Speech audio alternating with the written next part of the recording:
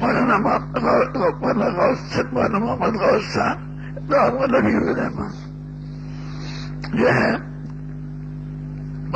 साहब में गए एहरार की कॉन्फ्रेंस कह रहे हैं दिल्ली में, आप दुआ फरमा।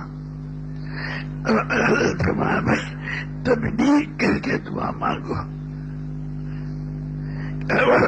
वो कह रहे हजरत ये जो हम कॉन्फ्रेंस कर रहे हैं ये तब्लीग नहीं, तो इबलाग है, तब्लीग नहीं।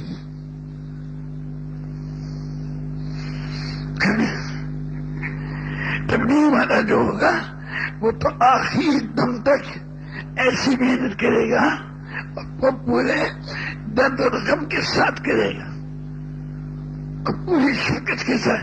इसलिए हमें गुण हासिल करना है।